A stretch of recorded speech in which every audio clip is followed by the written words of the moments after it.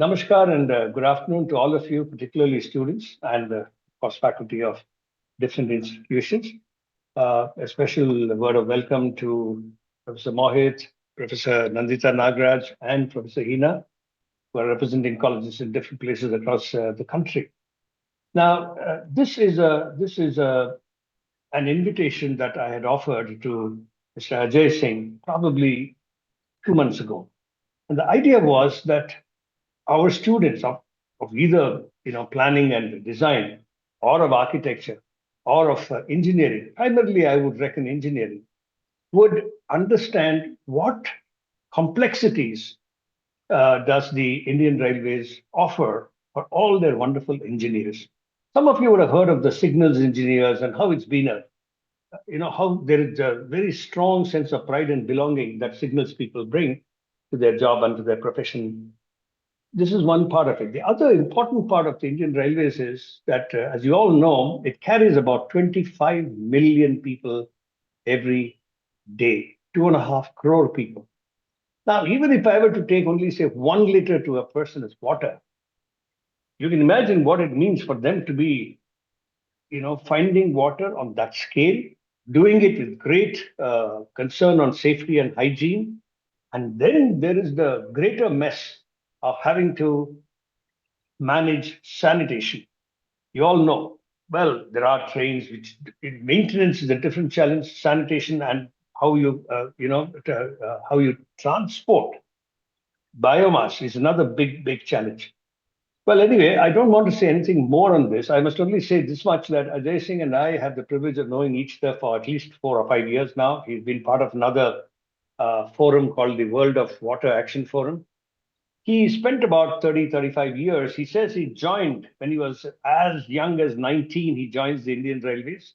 He leaves it when he was 53 or 54, 2, 3 years ago. His wife is, I think, more interesting than Ajay Singh is. She's a lovely singer, and she has come home and offered us a very delightful evening with songs that she practices over time, and she sings and she has public concerts and performances too. As I was saying earlier to you all students, Ajay Singh sir is in Bangalore.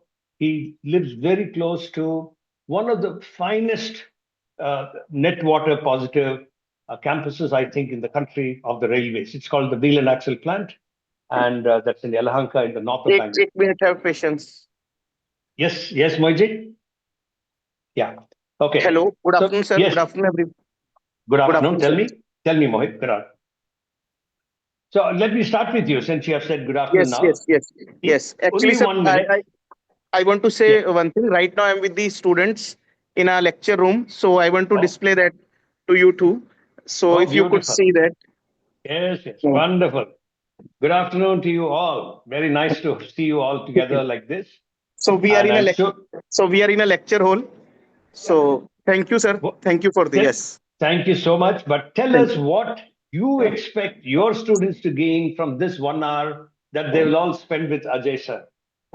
Okay, sir. Actually, the topic is in the current times is very, unique. And in the recent past also, I have attended one of the one-day conference, water conference, the Elixir of Life at New Delhi. So there, I have also seen the things from our central minister that water conservation and the concepts of how to preserve water. So Mm, students are also, very much interested. They are also connected with the mm. same theme, that how they can contribute in the same. Right. Great. Wonderful. Can I ask Nandita to say a few words, one or two things, so that others in this group will sort of understand what they can expect from this 1 hour? Yes, sir. So when we talk about the challenges, what Bangalore is also facing now because of the water and things like that, we should start imbibing that culture right from the day one. I interact with Ajay ji also. He has come to our college and he was proposing a project for us. Unfortunately, we couldn't take it forward. We will think of taking it. So, how to make net zero water dream come true from our campus we have to start actually. So looking forward to know and learn, because after doing all this rainwater harvesting and STP also is there, wherein we are trying to convert the used water to use it for non-domestic purpose and things like that. But still, we are Sure. not surplus with water. So I got it. this is a good topic, and we are looking forward to learn further. Absolutely. Yes, thanks. Wonderful. Thank you for being here, Yeah. Nandita. And I'm sure Yes. we'll all learn from this. Yes. Ajay Singh, I will not speak too much about you. On the chat box for all of your students, you will see his profile coming up in the next couple of minutes. Now I'll open the floor for Ajay Singh to present. You can take 30, 40 minutes. Please expect some questions to come after you present from either the faculty or more particularly from the students. Over to you, Ajay. Thank you very much, Hariji, and my deep appreciations to PJMT for bringing me on board for this talk. Um, my topic has been already given, and for me, it's very difficult to kind of contain myself when I start talking about water, because the water is having many dimensions. Up, you can talk about technology around water, you can talk about policies around water, you can talk many things, and I mean, everything from technology to the social aspect to behavioral aspect. So there's so many aspects of water. But as the mandate has been given to me, I will stick to how water, what role it plays in railways, and what all we have been able to do in railways. Most of these projects I was personally associated, and some of them are, like being done by railways, which I am trying to expose to you. My approach in these projects is basically that, you know, um, इसको अगर आप सभी लोग youngster हो, अगर मैं ये बोलूं कि ज्ञान की कोई कमी नहीं है हमारे देश में, लेकिन हाथ से काम वालों की बहुत कमी है।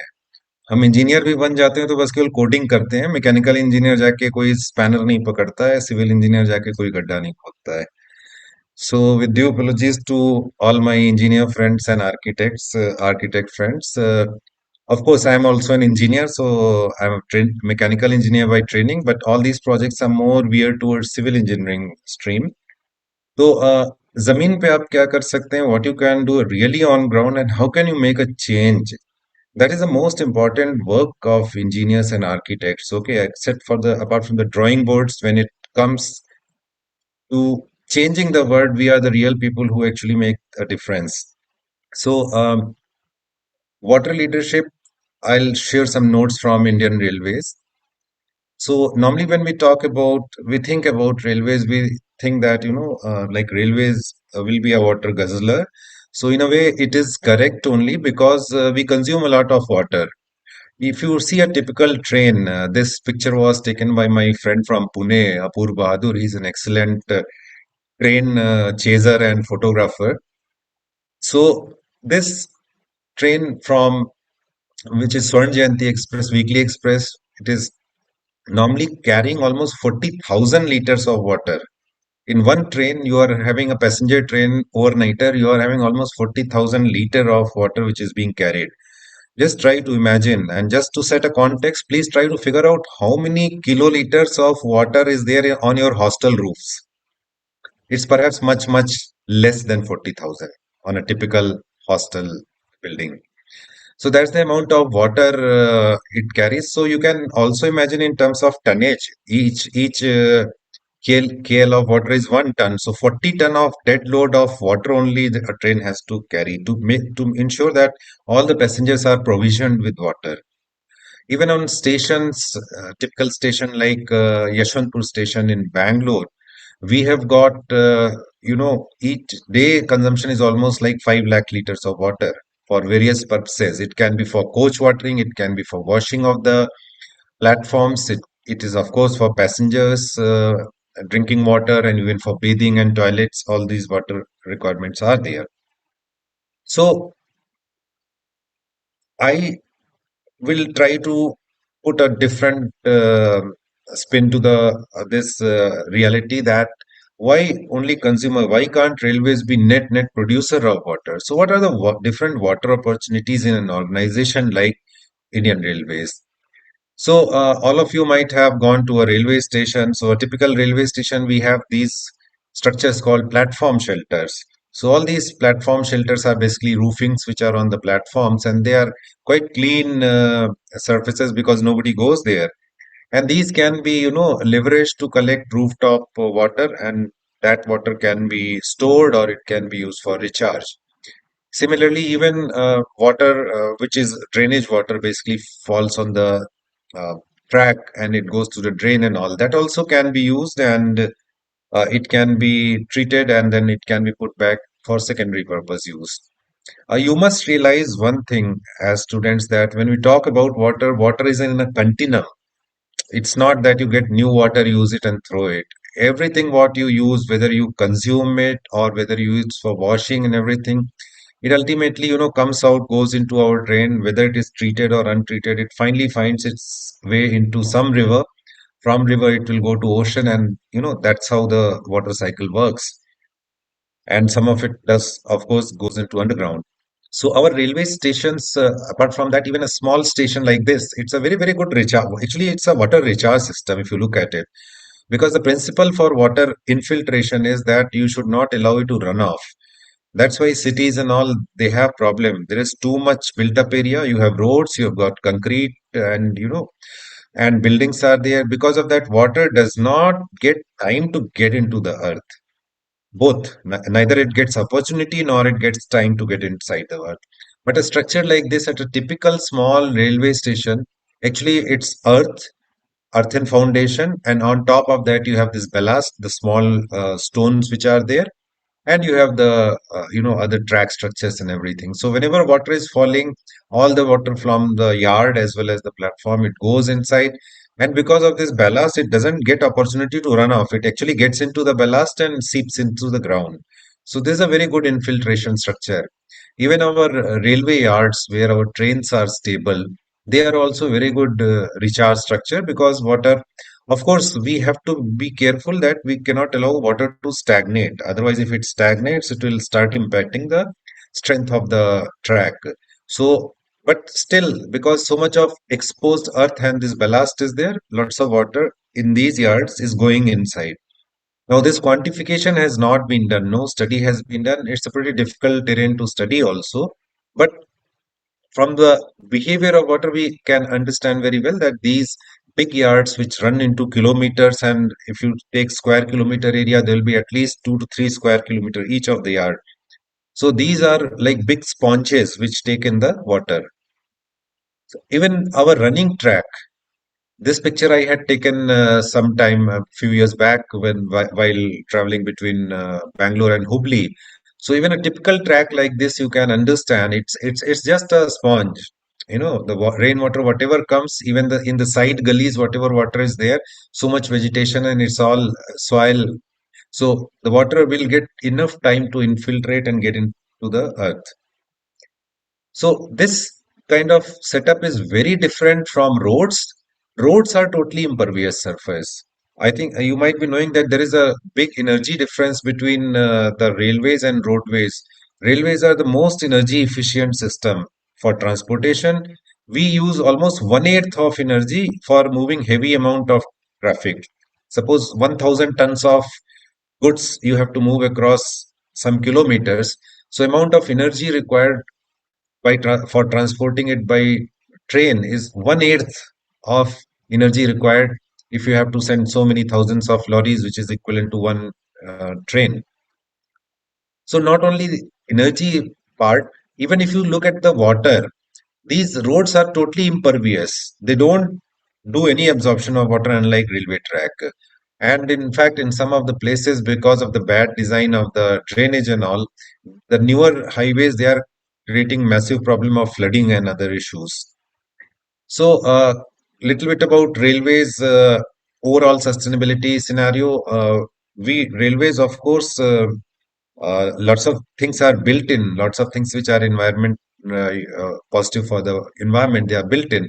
But after Mr. Suresh Prabhu became our minister in around 2014, after that he started bringing lots of structure into our environmental effort, which resulted in a first annual sustainability report being published in 2000 for 2015 and 16, and in the year 2017, a specific water policy for Indian Railways was brought out, which is a very fine document. And so this is as far as policy as part is concerned. I will pause the policy and the various implementation guideline part there and come to the direct implementation. So one of the projects on which I am working is to leverage the railways facilities in Bangalore. There are many facilities, and if you see, perhaps we'll be having biggest land holding in Bangalore city apart from the defense. And this the great strength of railways is the land availability, and the second is the execution availability. If railways decides to do something, we don't have to depend on any other agency. We can just take up and execute.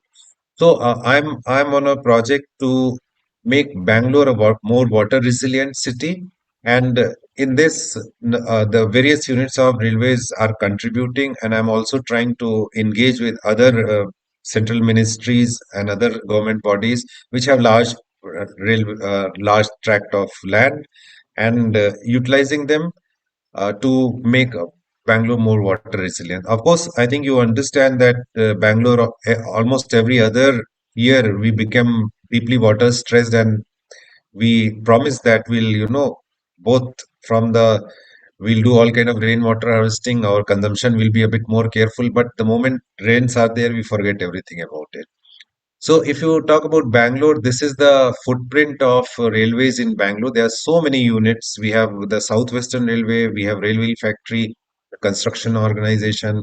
There is a Indian Railways Institute of Disaster Management. We have Container Corporation, K-Ride, Bangalore Metro. Of course, lots of defense establishment and lots of colleges are there, which also have good campuses.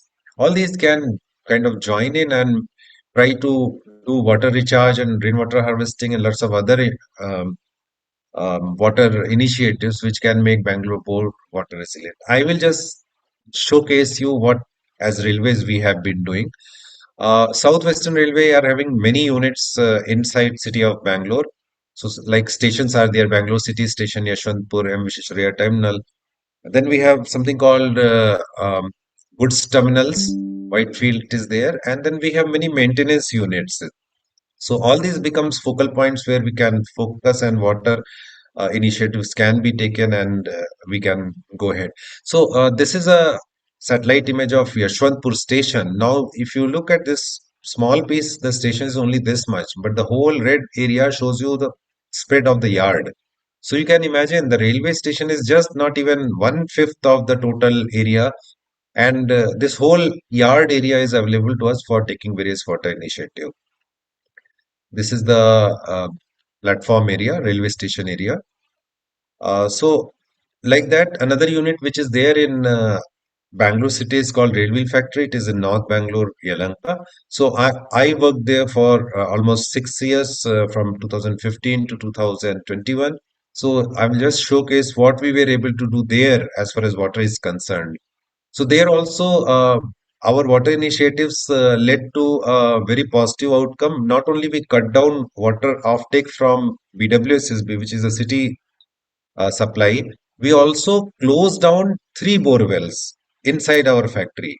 So you can imagine the groundwater abstraction of the country is highest in the world, and all the groundwater aquifers are stressed, especially in Bangalore. Bangalore, many places, the groundwater level has crossed 1,000 feet. And in that scenario, we stopped using borewell water. So that was a conservation effort because of our various water initiatives. So what we had done in very short, we had some open wells. We had 4 open wells inside the factory, area of 191 acres. We revived those wells. And along with that, not only we revived the wells, we created wetlands around that. So these ponds were created, and these ponds and what we did from the factory area, from the factory rooftop, whatever rainfall was happening, we collected all that and started diverting to these wetlands, where actually it was like a storage battery. When the rainfall was there, these ponds will get filled and the water will infiltrate and get into the shallow aquifer. And afterwards, we can abstract it. We can take it out from the open wells.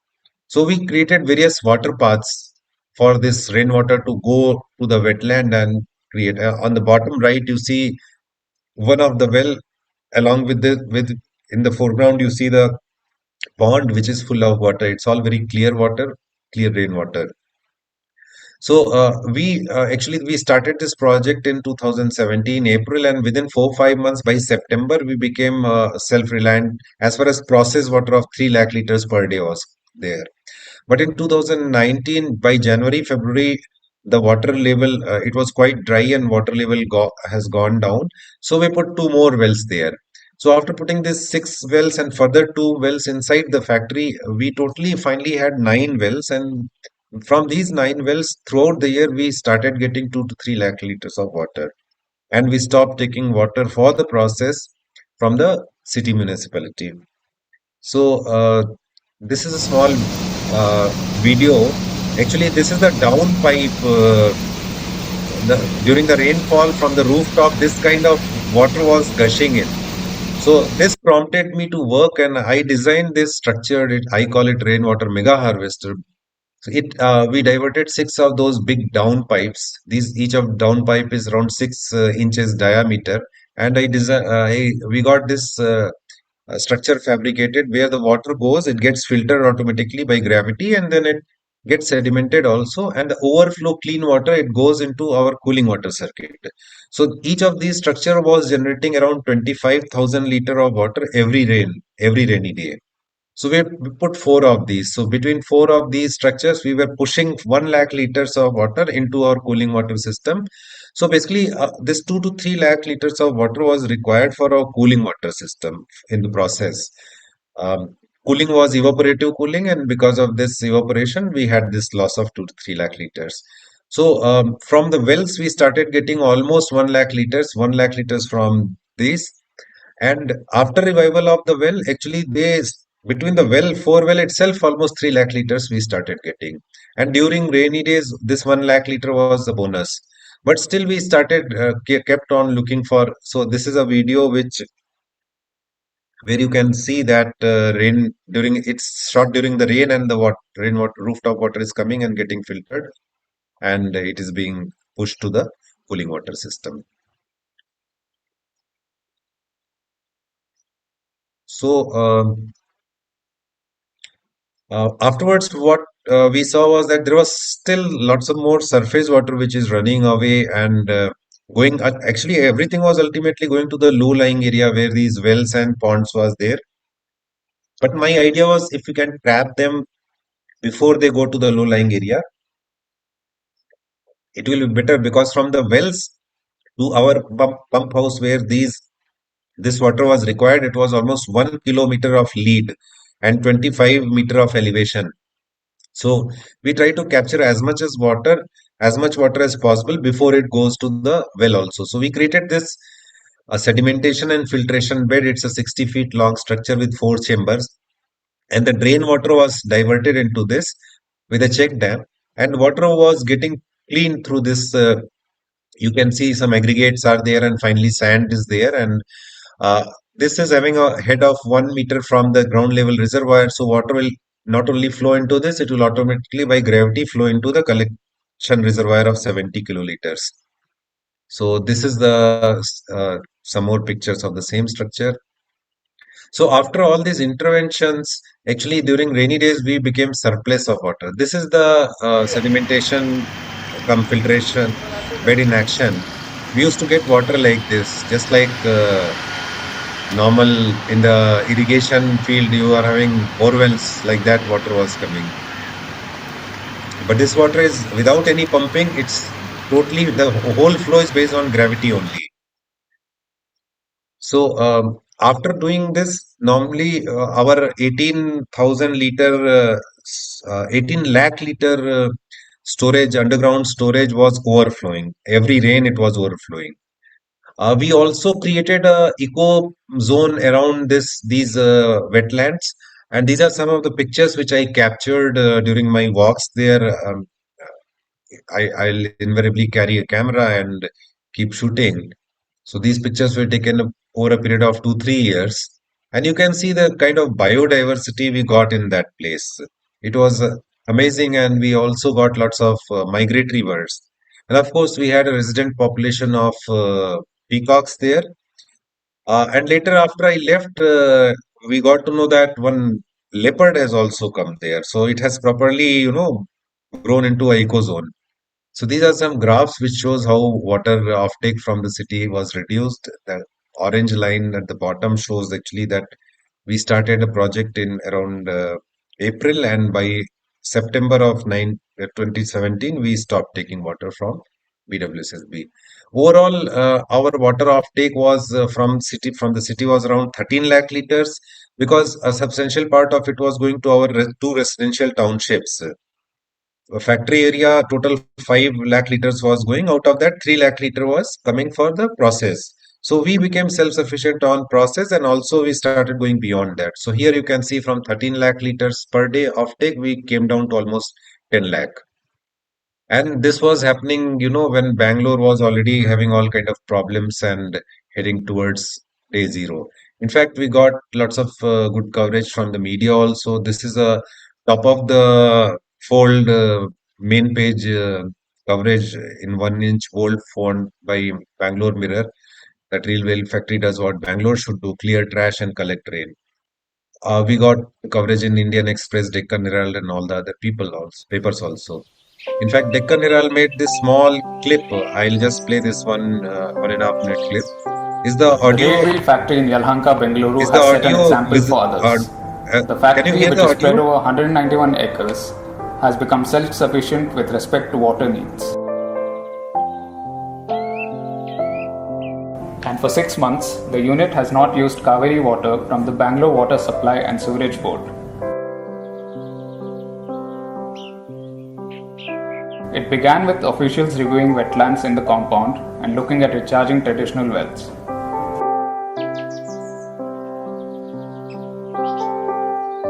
The rejuvenation happened mainly through channeling rainwater to a 1.5 kilometer area.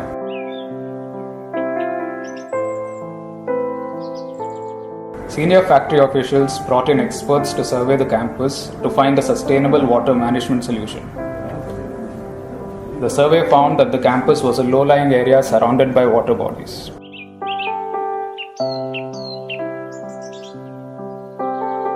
And now sufficient water has been stored for use during the harsh summer.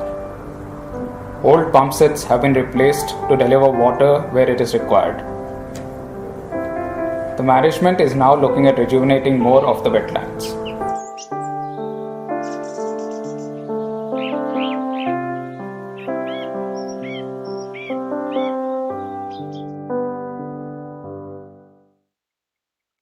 So this, in short, was my 5 years effort in railway factory, and please understand, all this was done by me without much of a training. Only deep interest was there. I'm a mechanical engineer, and I don't have any civil engineering training. But to some extent, I have kept is civil engineering or any kind of engineering out of this, because I'm deeply influenced by traditional methods of rainwater harvesting. I had time to study what are the ways in which rainwater harvesting is being done in various part of the country and across the world. And I was driven by those, and it was more of a hit and trial. Of course, we had guidance of some very important water professionals like Mr. Vishwanath from Bangalore and others. And we could actually do it and demonstrate that it doesn't only make environmental sense, it makes lots of monetary sense also, financial sense also, because we had a water bill of around 4 crores annual water bill, because we get water at industrial rate, and we were able to show consistent saving of 60 lakhs on that. So it does make lots of difference. Of course, Rail Wheel Factory is a very, very green campus. In total area of 291 acres, we are having 47,000 trees. In fact, if you look from satellite view, many of the our infrastructure is not visible at all. Everything is tree canopies. And trees are very special. Normally, when we talk about trees, we think about, carbon sequestration and other things. But I see I look at the trees in a entirely different light. I consider trees as the best recharge mechanism of nature because the canopies, what they do, they retard the rain. They kill the velocity of the rain. The branch and trunk, they root the water gently down on the earth. And if you are having mulch like a natural forest, it will hold the water and allow it to go down. So nothing like a good tree plantation, but not very neat and clean. Bottom, we should allow the mulch to be there. That helps in water infiltration. I think it's the most effective way. It is much better than even any of the recharge pits and other things. So this is the actually on the left, this whole jungle is actually factory, our factory, railway factory campus. You can hardly see anything except for this white block here, which is admin block. And this is what I was telling in RWF total 291 acres of campus. We are having 47,000 trees. And majority of the trees are 30 plus years old. So I now just zoom out slightly. This was only one of the units of Indian Railways, which has, as Hari sir told, it has become kind of water positive. And now I switch to Bangalore division of Southwestern Railway. Now Southwestern Railway is the operational unit of railway, and Bangalore division is a big operational unit. Part of which, part of the city is in the whole city is also part of the Bangalore division. So this is the spread of railways inside. This is of course the network diagram of railways inside Bangalore city. We have several stations and we have several facilities. There we have started identifying if we are having open wells. This is like Krishnarajpuram locomotive maintenance unit. We found one abandoned open well. So we are in a process of revival of this open well. Plus we are putting some new wells also. This is one very famous railway station of Bangalore, which became viral. This is called Saram Vishesharaya Terminal, about which many videos came on YouTube and other social media. So, but what did not come was that it's one of the best implementation of rainwater harvesting in not only in Bangalore but country. So, what we have done is we have taken the famous roof airport like roof canopy and the platform areas, and we are harvesting almost 1 lakh liters of rain every day. So this goes into a reservoir here after getting the necessary filtration, sedimentation and filtration. So this is the unit, and here this small ground level reservoir is the rainwater reservoir, and this is the main reservoir. So after rainwater, after the filtration and everything, it gets into the main circuit. And of course, we have created some almost 25 injection bore wells. So injection bore wells are special structures which recharge the deeper aquifer. The normal pit recharge pits, they recharge what is called a shallow aquifer, and these deep injection bore wells, they recharge the deeper aquifer. Basically, all the aquifers normally will have two different tires, you can say. The one is shallow aquifer and another is confined aquifer. So at this station, you see a very practical implementation where both the aquifers are getting recharged. We had a very interesting water-related initiative there. Normally, in utilities, what will happen is water will be kept in ground level. The big storage will be at the ground level, and for creating a head so that distribution through the lines is proper, you will have an overhead tank. So there is a pumping involved from the ground level reservoir to the overhead tank. Here we had put solar pumps so that during daytime automatically the overhead tank will keep getting filled and we will not have to waste any energy from the grid for pumping of the water up the overhead tank. We had a very interesting development again in Krishnarajpuram locomotive shed area. This is the satellite image of the locomotive shed. There, some this track quadrupling work was being done. That means you put two double lines, two track plus two track, total four track. So we are putting additional track, and during this project, what happened because of this project, the water characteristics of that area changed, and the locomotive shed started getting flooding. So I was called, and then what I designed was a drainage system with a pond, recharge pond, so that all the excess water will, which is causing flooding, it will be channelized. So this is the drain under construction, and this is the final pond which we created. So all that water which was going inside the maintenance unit, it was diverted and put into this pond where it is not it is preventing flooding plus it is recharging the water into the ground also. Now please understand, by doing this intervention I am not only kind of helping railways to become more flood resilient. This much water, a huge amount of water is not going into city drains. So this is the Mahadevpura of basically Bangalore. So that is being prevented from this shock loading during the heavy rains. So whatever railway is done, it aids into the water resilience of the city also. Not only Bangalore, many other cities also. This is another example where during rain time, uh, water used to stagnate on the track. So besides other thing, it used to create problem in maintenance and sometime very rarely for operations also. So here you can see here we have got injection wells on both this side as well as on the far side, both side of a track we put injection wells, because of which the flooding stopped there. Whatever water used to collect there, it was put going inside the earth and then getting injected into the deeper aquifer. Uh, at this location only, we have a maintenance unit where we maintain the this local trains. It is called MEMU shed. There we did extensive rooftop harvesting and again putting this silt trap, sand filter, and then after this filtration, we were putting into our normal circuit. There also we had this interesting problem of one particular track getting flooded. So we created a small pond adjacent to that so that all the flood water will get diverted and the flooding will be prevented. Of course, we use water in a very sustainable manner. All water at our train maintenance facility, railway station, and everything in Bangalore, it goes into a water recycling plant. This cleans up the water, and this recycled water we are using for coach cleaning and platform cleaning. So we don't use the fresh water for any kind of cleaning activity in station premises. We have lots of recharge pits in Bangalore area. If you count railways, we'll have thousands of recharge pits in railway premises itself, which help in groundwater recharge.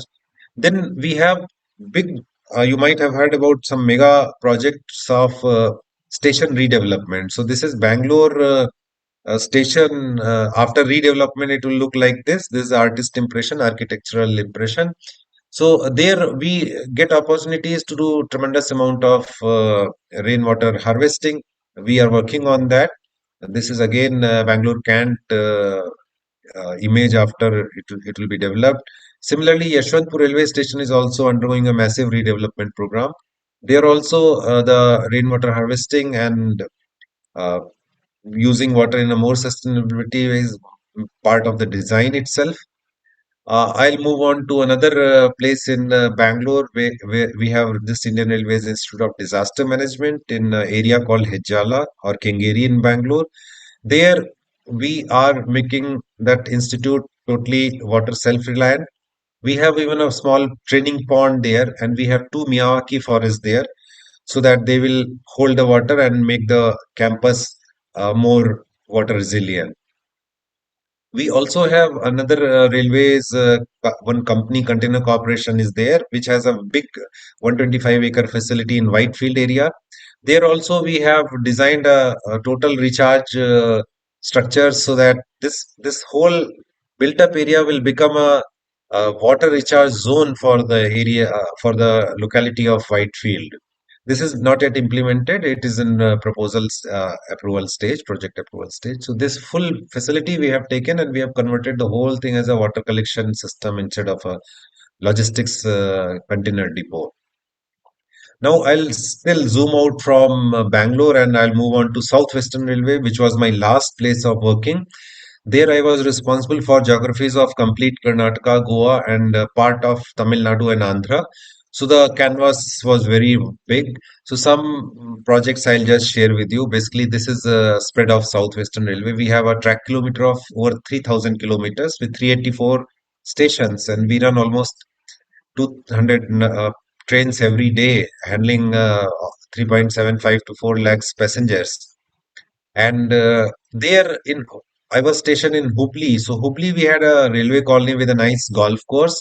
So when I went there, I was almost surprised and shocked to see that the colony and the golf course, especially, is using bore water for irrigation. So there were 5 bore wells. So when I studied the watershed of this area, it was very clear that it will I had total um, confidence that we can make open wells there and we'll get water for irrigation purpose. We need not depend on the bore wells.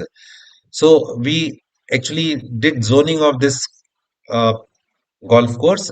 We divided into 4 zones based on the terrain, and we made 3 wells there. So these are the 3 wells what we were made. These are simple wells around 30 feet deep, and you can see these are the picture taken on summer, height of the summer, all 3 wells are having water. So now that irrigation of that golf course is being done by these open wells, and we are not dependent on bore well. So please understand, open wells are a more sustainable source of water than bore well. Bore well is basically ancient water, and it takes centuries and sometimes millennia to accumulate that water, which is deep inside the um, belly of earth. And basic problem with India is that our rate of abstraction, rate of taking out of the groundwater is many, many folds higher than the rate at which the water goes into the earth. But the shallow aquifers are different. Shallow aquifers, they get recharged every rain. So it is more wiser to go for open wells. That's why I am a huge advocate of open wells. And in railways, I am a mission to revive a culture of open wells where we use open well as much as possible for our water requirement instead of going for bore wells. In Hubli itself, we have a wonderful lake. This is the best lake in India. It's the hidden treasure with railways. This lake is so pristine that at the bottom of almost 1 to 1.5 meters deep bottom, you can see that much clarity of water is there. It's a 300 acres lake. It was revived in January 21, and it yields almost 10 to 12 lakh liters of water daily for the Hubli railway township near the Hubli station and surrounding. This is something very interesting. I don't think you'll be able to make out much in this picture. Of course, the blue, this cylinder type of thing is the water purification plant. But left to it, what this structure, dilapidated structure, you see, it's a ancient well which is more than 100 years old. This is a picture from Belgaum station, Belagavi as it is called now. And this small well, which is more than 100 years, all through it has supplied water for the railway station as well as a small railway colony there.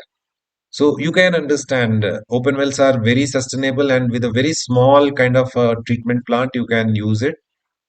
Another well which I personally revived was at the Dharwad railway station. There was a neglected well, and we kind of revived it, and this was also yielding good water. Mainly because of people are very apprehensive about bacteriological contamination in open wells. So we restricted this use of this well to the secondary purpose only. We kept on taking many actions. We have large maintenance facilities, and wherever we saw opportunity, we tried to conserve water. This is an example from industrial area.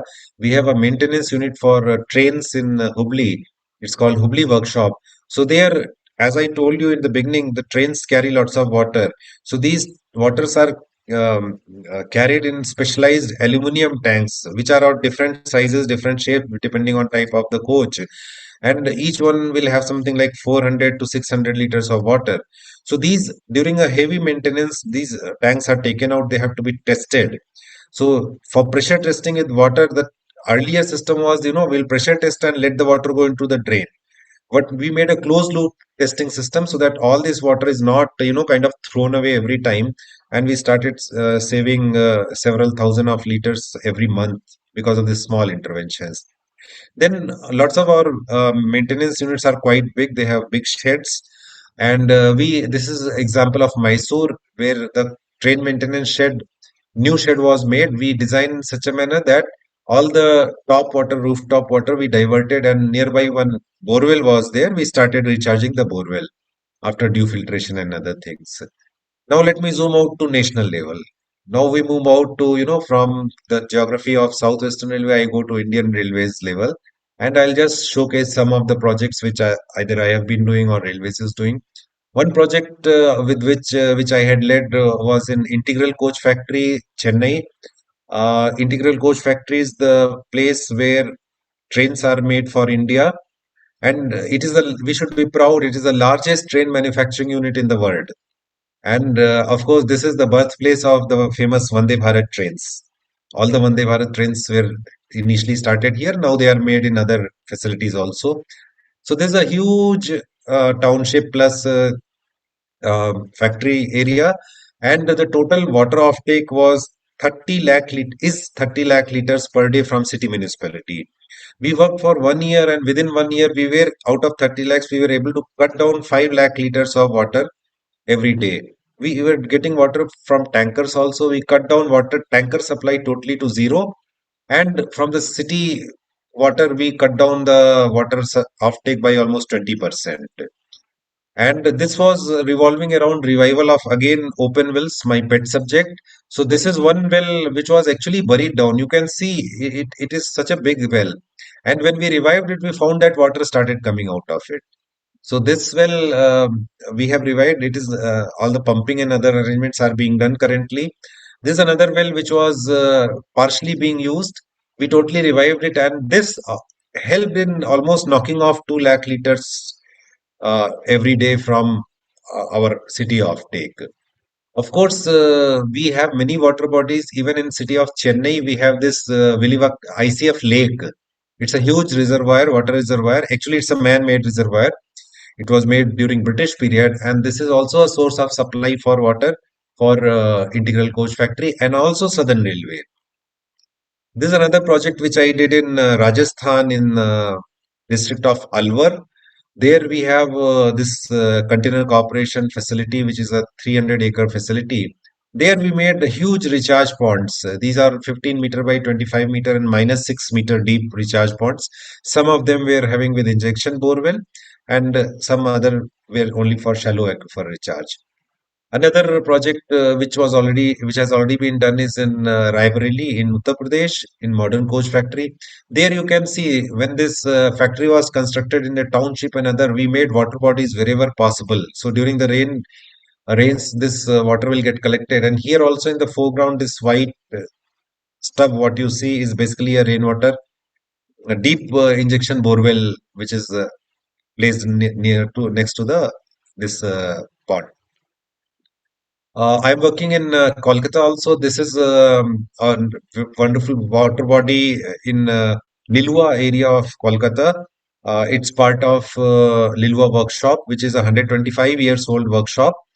And best part about this is this water is so pristine that all kind of good fishes are there, and we are auctioning fishing rights here. So there's an angling spot in the city of Kolkata, and we railways earn money by giving off, and every weekend it is full of 70, 80 people will be sitting all around and doing angling, and most of it is sports angling. It's not for the food. They just come for the enjoyment of the angling, and then they put the fish back. Another great example of water bodies in Indian Railways is a place where my institute was there, from where I got trained in mechanical engineering, railways mechanical engineering. It's a place in Bihar called Jamalpur. And here you can see nearby hills are there. Actually, I had gone on this hill, and evening I took this photograph where you can see something called upper reservoir in the foreground. Then you have a lower reservoir. And if you look far ahead in the horizon, you see the sun. But if you look carefully below the sun, there is a small speck. So this is basically reflection of sun in Ganges River. So you can understand it is 16 kilometers from the place where I am standing, and water is pumped all the way from the river. It is lifted, it is brought to this hilltop. Then there is a filter house. It is first put in the upper reservoir, then it is filtered and then supplied to the township and the workshop in Jamalpur. So we railways is in that regard, for a person like me, it's a huge playground where you get full spectrum of water. You see everything, the utility level, then the treatment part, then the utilization part, everything. Another interesting example where I'm working is in Kolkata. You have this Hooghly River, and Howrah station and associated maintenance yard. It is called Tikiapara yard. It gets flooded. Last year, 23rd of September, there was a deluge, and trains had to be suspended because the tracks were full of water. Here you can see water on the tracks. And in fact, I immediately asked them to do next morning a fly through. So you can see tracks are inundated. They have become like swimming pool.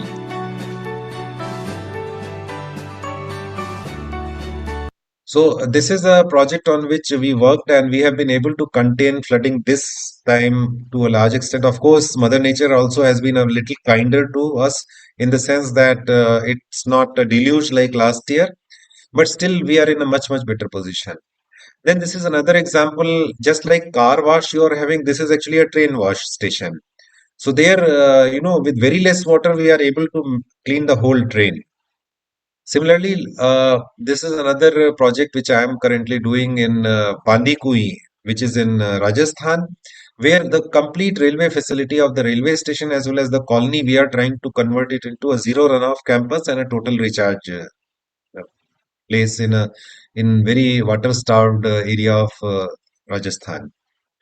Another project which I'm working on is in again uh, zooming out to Trivandrum. This is Trivandrum railway station. Both Trivandrum and Varkala railway stations are getting redeveloped.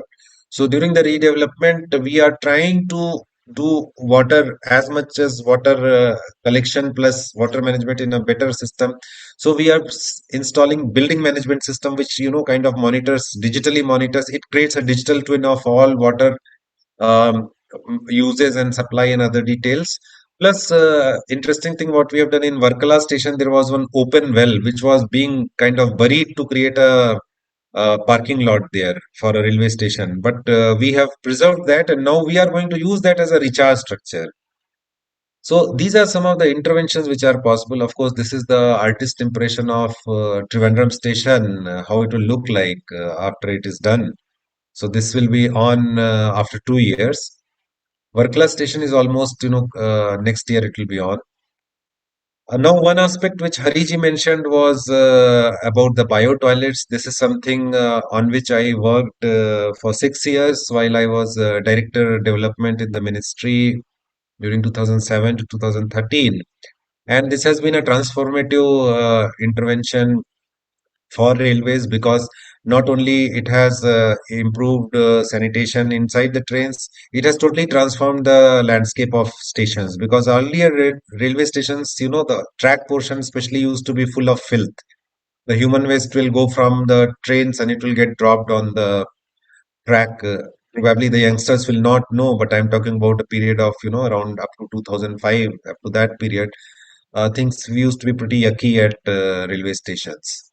So after introduction of bio toilets, what we did was we put this ultimate decentralized wastewater processors below the coaches, and because of this, the human waste which was otherwise going down on the track stopped, and that's why nowadays you see such a clean railway stations and especially the concrete aprons at the railway stations. Of course, we these are some of the pictures of how we supply water to the coaches. We have these hydrant lines as we call them along the station. This is a good example from Ajmer workshop in Rajasthan, where actually a bio tank from train after removal it has been used to use it as a mini STP for our office. So here, it's getting treating the water and all the wastewater is just going into the garden. So this is a small steel structure. Latest, I'm fresh from dedicated freight corridor. Hariji, I had yesterday a big meeting with them. So this is an infrastructure which is the latest addition to the railways. Of course, the more glamorous part of railways get exposed, the trains and everything. But this is something which has quietly happened. We have created almost 2,000 kilometer of track, heavy duty track, which is dedicated for freight train movement. One section is between Punjab and Bombay, and another is between Punjab and Kolkata. So these two are already operationalized. So this is a single unit which kind of controls 11,000 hectares of land, 2,800 kilometers of track, 115 goods stations, and more than 20 plus, the maintenance depots and other things, and several colonies. So yesterday I was with them, and their top leadership was very keen that we should join together and convert the whole organization like a huge recharge structure. And this is a map of it.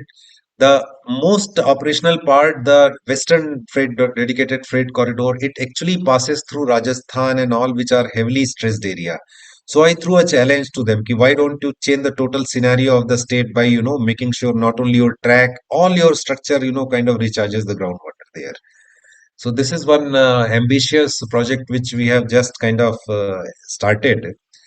So I think with this, I close my talk here. And this was just like you can say trailer. And being students, all of you are welcome to visit anywhere in the country. I will personally facilitate. Make sure you go and see all this actually in action and get inspired. So my best wishes for a very bright future, and let's hope that we have some very large amount of water warriors which this talk will produce. So Wonderful. over to you, Hariji. Thank you so much. What can I say? Every time I listen to Ajay sir, I discover something new.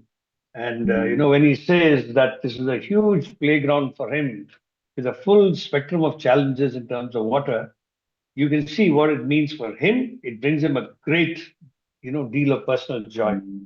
Anyone who wants to speak on this, on whatever he has offered, you can ask him questions. Thank you so much, Ajay, for having also suggested that any of them can go to any of the depots right across the country. Yeah, It's a across great offer. geographies. Having worked all across the India and especially in the ministry, at least I have these resources at my disposal. Yes, he's being very modest. Please read about his profile. He's been called the Rail Waterman. His mail ID is very simple, railwaterman@gmail.com. He has at least another 20 years, and I envy, all those people who will work with him and be inspired by what he will offer them. Anyone who wants to speak, particularly from among the students, I must acknowledge once again the presence of Mr. Satish Iyengar. Namaskar, Mr. Satish Iyengar. Do you want to speak? If you want to, you can just raise your hand, and I will ensure that you get audio rights. Uh, nice to see Pawan Kumar also. Pawan, you want to speak? He's from Dehradun for the rest of you. Yes, if you want to speak, you can just tell me. I'll allow you to talk. Because this format is very different from the world of water. Mrinalini, namaskar to you again. You can also speak if you want to. Anyone from the group on the attendees list first, before I come back to the host list here. Rachna, namaskar to you. Nice to have you here once again. Yeah. Rachna Rajpal, nice to have you here. Anyone? Yes. Thank Who you. wants Thank to? you, sir. Yes. The whole session was very enriching, and it was so nice to hear from sir today. And it Right. was very informative for students, and especially Lovely. water is such a big resource that that young generation must need. They have to know about all this. Right. Very Before nice. Mr. Satish Iyengar speaks, I must tell you he's one of the senior most professional consultants in both air conditioning and in water. Yes, Satish ji, you want to speak? Yeah, good afternoon, Hariharan sir, and nice to hear from Ajay Singh that railways are doing so much on the rainwater harvesting and going towards net zero in all their major projects.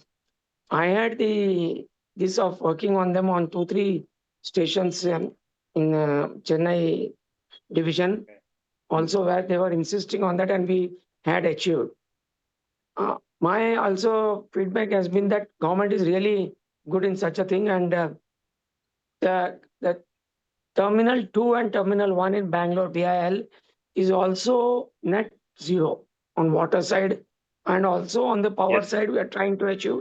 But considering the scale, that achievement is there. Karnataka government has also taken the first step in achieving net zero.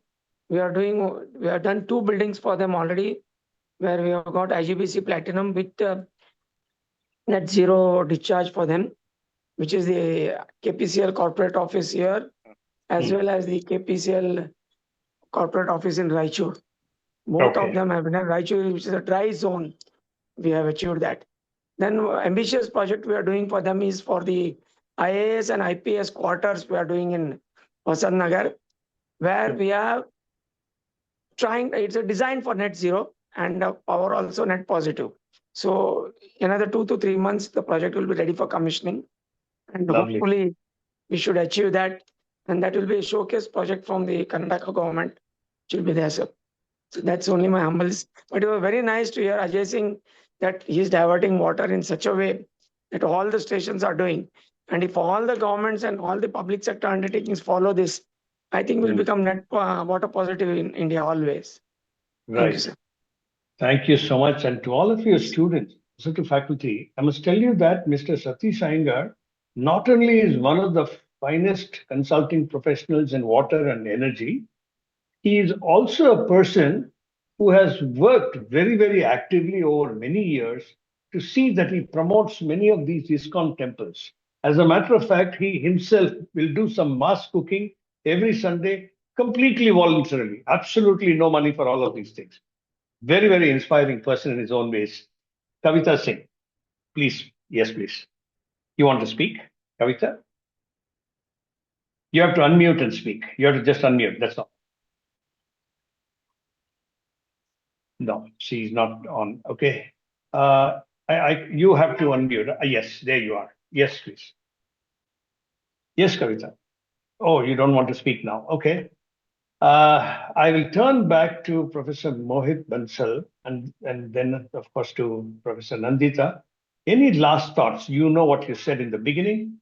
And if there's anything that you want to share, particularly keeping in mind your students and what you can do to take up that generous offer from Ajay sir, we will want to hear that. Mohit, first. Yes, please. Hello. Okay, Kavita, you want to speak? Go on, please. Yeah. Thank you. Sorry for the technical delay. Thank you, Dr. Ajay Singh, sir. Thank you, sir. I'm the newly joined with the IGBC.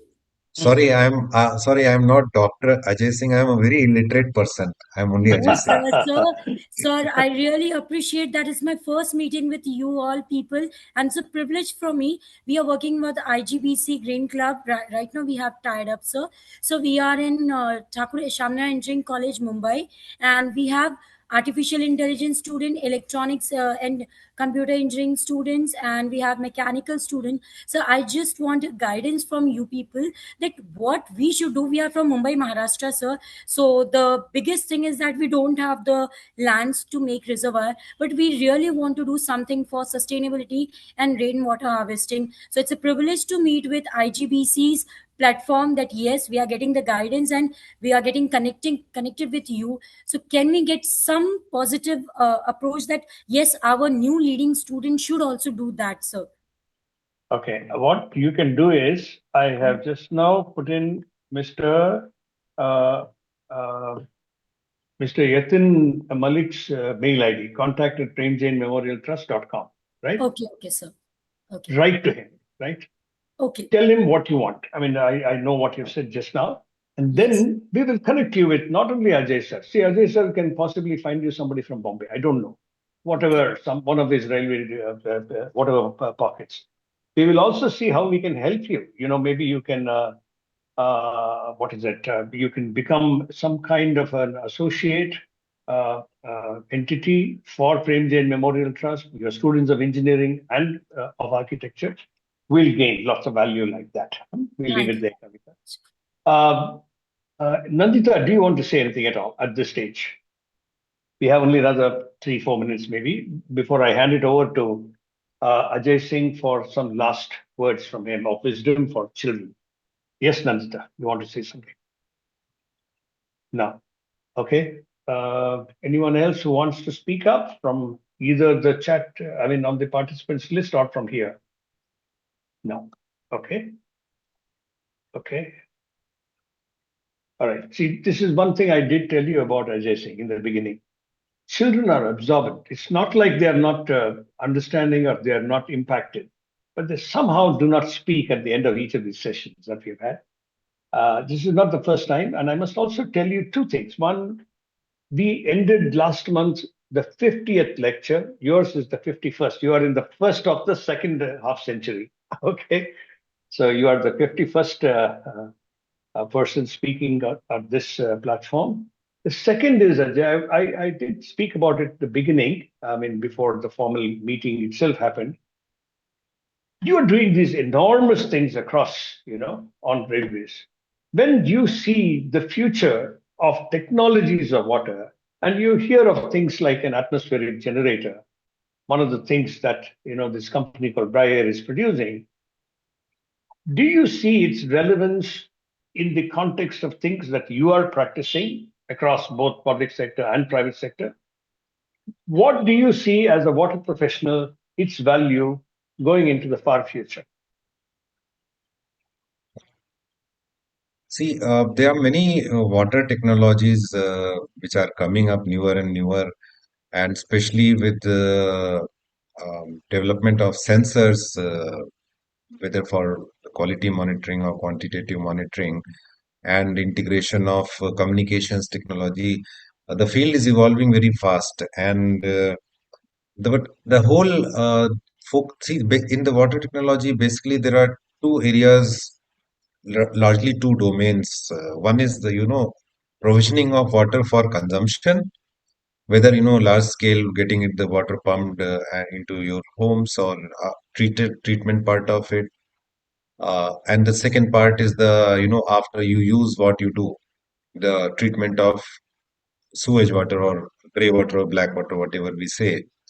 As far as the water from air concept is concerned, basically it's technically you can say it's something like condensation.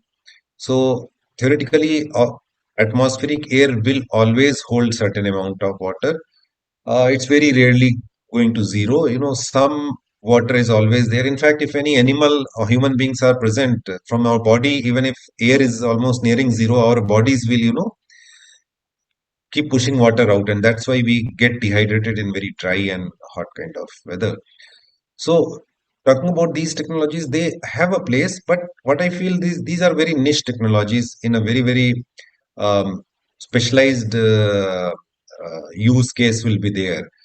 They are not bulk generators of water, and yes, but they do have certain areas where it's very difficult to get water, and one part is that transportation of water is very difficult. So those areas definitely. Some use cases which I can think of and which I am discussing with the defense forces is the far-flung areas where defense deployments are there. So there, this concept of solar integrated air water generators is being tried. So yes, technologies do have a place, but a warning from my side to all the students. I have been a technology practitioner, and basically, from my water background is totally different. But when I was in the ministry as director development, I was on a very all very high tech, new generation technologies I was working. So I have background of IT, communications, hardware, software of almost 34 years. So, but I will tell you one thing. One most important lesson which I learned about technology is technology should never be for technology's sake. It should solve some problem. When I was in about 20 years back, I was heading the IT wing at the railway factory only.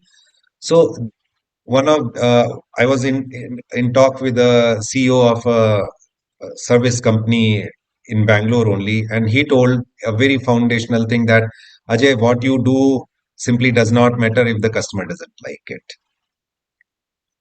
So all kind of flashy, jazzy apps, sensors, servers, everything filtration, ultra filtration, all kind of thing you might do, but if it doesn't serve a core fundamental purpose in lives, if you cannot change lives of people, if you cannot change, organizations for better, technology will be of no use. Same principle is applicable for water field also.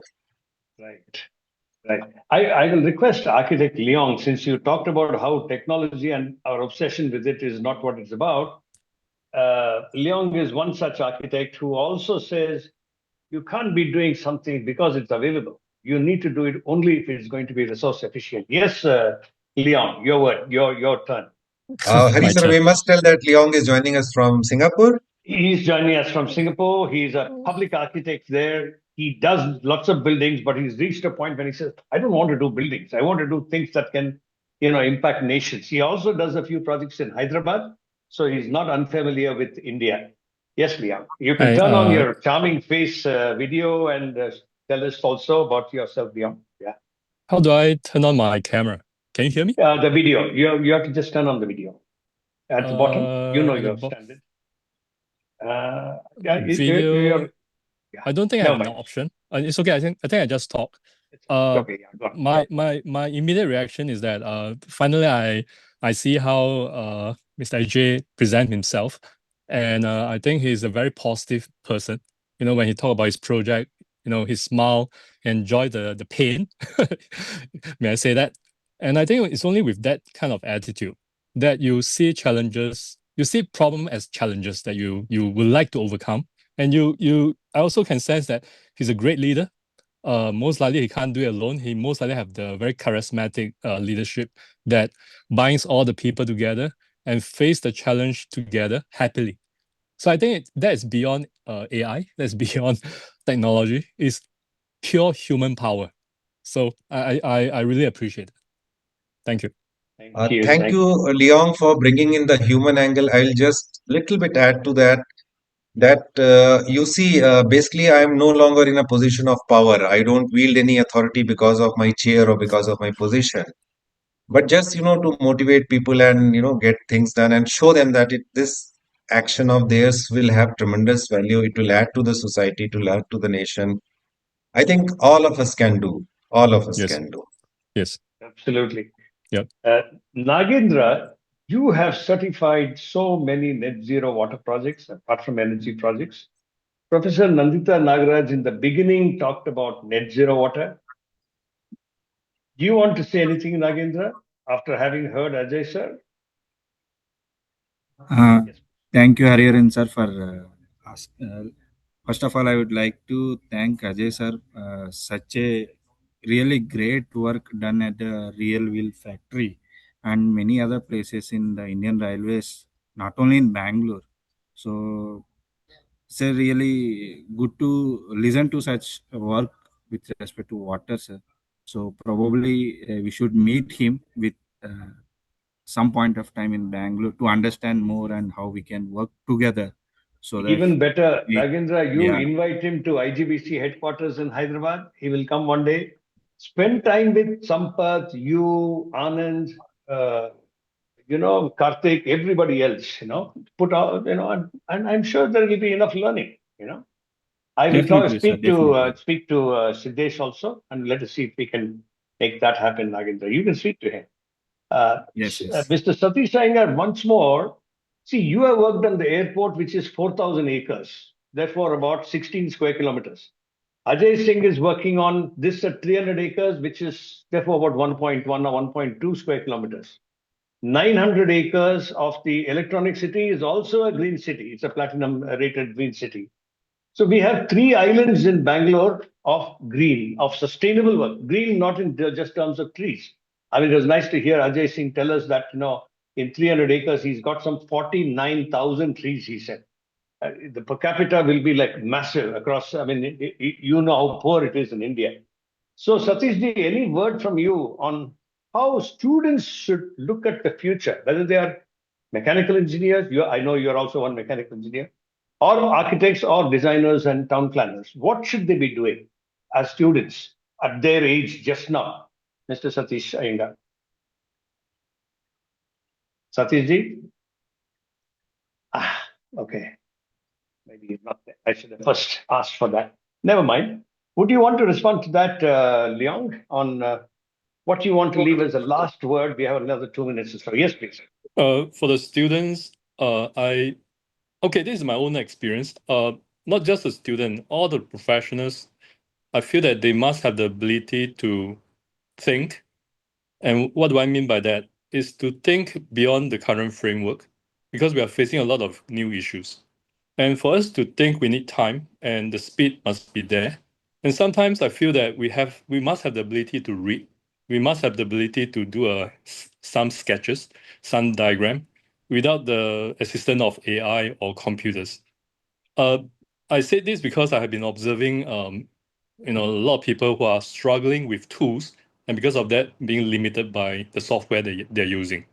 So for the student, I would say, if you can, read more, sketch more, discuss with your fellow students more, learn how to work together as a team, because the future issues can't be resolved by us individually. we must have the spirit of, wanting to collaborate with others. Okay, that's my thought. Lovely. Yeah, thank you, Leong, for So, putting it forward.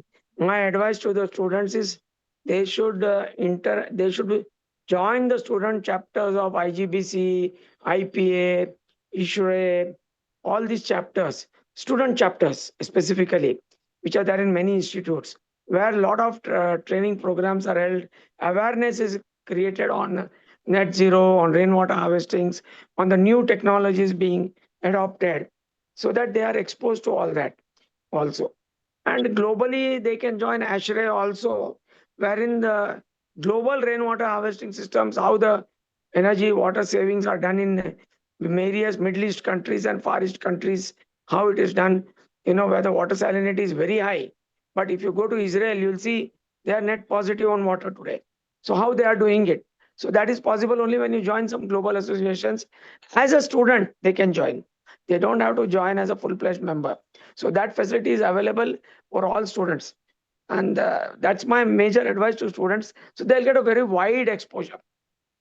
And we are always available to come and give some any classes in their colleges or universities or faculties whenever they want. Absolutely.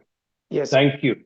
And that from Mr. Satish Iyengar is an invitation both on behalf of the Indian Plumbing Association, of which he is a very senior custodian and member, as well as the Indian Green Building Council.